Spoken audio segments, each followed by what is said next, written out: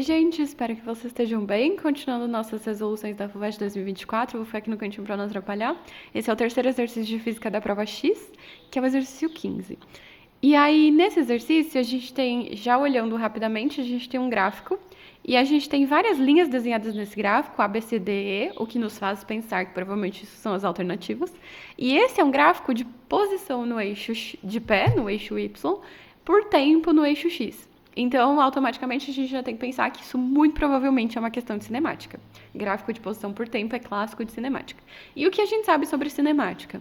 Na cinemática, a gente sabe que o tipo de gráfico que a gente vai ter, se é reta, se é meio curvado, parábola, ou se é horizontal, ou se é inclinado, vai depender do tipo de movimento que está acontecendo.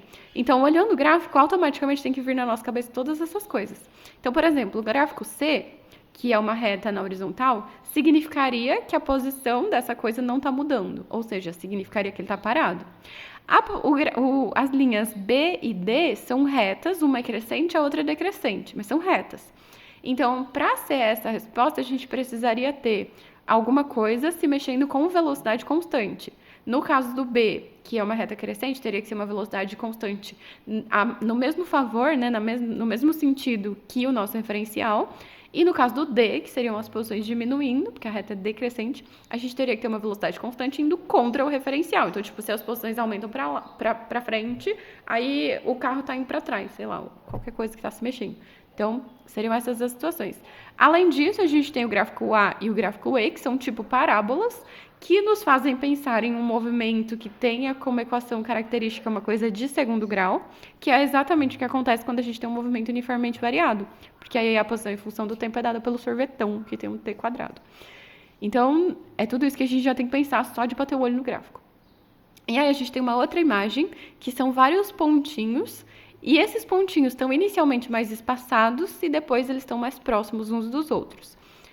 Não lemos nada ainda, mas só de olhar, bater o olho, assim, olha rapidinho. E percebe que as distâncias entre esses pontinhos estão diferentes conforme está passando aí, provavelmente o tempo. A gente pode pensar que provavelmente isso não significa uma velocidade constante, né? Significa que no começo está indo mais rápido e no final está indo mais devagar. O que nos leva a desconfiar já muito rapidamente da letra A e da letra E. Mas, muita calma nessa hora, vamos analisar com muita calma agora. E aí, se você tivesse sem tempo, você podia usar toda essa lógica assim, sem ler o resto, para tentar chutar alguma coisa, mas como temos bastante tempo aqui, vamos analisar com muita calma. Então, a questão fala o seguinte: um carro movimentava-se por uma rua de mão única, com sentido da esquerda para a direita, e aí eu preciso admitir que a hora que eu li essa questão, eu fiquei muito bananada com da esquerda para a direita, porque eu estava querendo fazer da direita para a esquerda e eu não estava percebendo, mas tudo bem, já superamos essa parte. Então, da esquerda para a direita significa que o carro estava vindo da esquerda e indo para a direita. E deixou no asfalto o padrão de pingos de óleo indicado na figura 1. Então, a gente tinha um carro, desenhei o carro aí na esquerda, e ele está andando para a direita, certo? Conseguiram imaginar a ideia? Então, o carro estava vindo da esquerda para a direita e estava pingando o óleo dele. Então, conforme ele andava, os óleos pingavam. E aí, a gente pode já perceber, só olhando para isso, que nesse final o carro estava mais devagar, porque as gotinhas de óleo estão mais próximas umas das outras, e no começo o carro estava mais rápido. O que nos leva a concluir que este carro está freando, né? Ele estava mais rápido e começou a ficar mais devagar. E frear é um tipo de aceleração, né? Uma aceleração contra o que está acontecendo, contra o movimento. Mas vamos continuar lendo. Então, embaixo da imagem ele fala assim: entre as curvas no gráfico da figura 2, indique aquela que melhor corresponde à dependência da posição do carro com o tempo segundo esses pingos. Adote como positivo o sentido para a direita conforme a indicação da seta em 1. E aí tem o gráfico e as alternativas são letra A, curva A, letra B, curva B. E aí no final tem um note adote dizendo que é pra gente assumir que o intervalo de tempo entre os pingos seja o mesmo, que foi o que a gente já assumiu ali no começo mesmo, para poder concluir que no começo o carro estava mais rápido e depois o carro estava mais devagar. Certo, então vamos lá. A gente já percebeu que o carro está freando. Sabendo que o carro está freando e que o gráfico é de posição por tempo, a gente já tem que pensar qual é a equação que relaciona a posição com o tempo para um movimento uniformemente variado.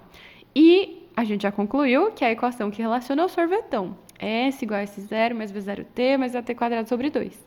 O que nos leva a perceber que esse tipo de função é uma função de segundo grau, porque o t está elevado ao quadrado. O que nos leva a concluir que esse gráfico precisa ser do tipo parábola, o que já nos leva a excluir as alternativas B, C e D. Então não pode ser nem a B, nem a C, nem a D. Certo, mas como é que eu vou saber se é a parábola A ou se é a parábola E? Qual a diferença entre elas? Vamos lembrar primeiro quais são as possibilidades de parábola, depois a gente compara com as que a gente tem no gráfico. Então, a gente tem basicamente duas possíveis parábolas, a feliz e a triste, que é literalmente uma carinha, né? Carinha triste, que é quando a gente tem uma aceleração negativa, e carinha feliz, que é quando a gente tem uma aceleração positiva. Tá, como é que eu vou saber se a minha aceleração é positiva ou negativa? A gente já sabe que esse carro está andando para a direita. Tudo bem, mas isso não ajuda em nada, porque a gente quer saber a aceleração. Mas a gente sabe que esse carro está freando. O que significa esse carro estar freando? Significa que ele está acelerando, só que para o lado contrário de o lado para onde ele está indo. No caso, ele está indo para a direita. Se ele está freando, quer dizer que a aceleração está atrapalhando a velocidade. Então, se ele está andando para a direita, a aceleração tem que ser para a esquerda. Ok. Eu escrevi direita.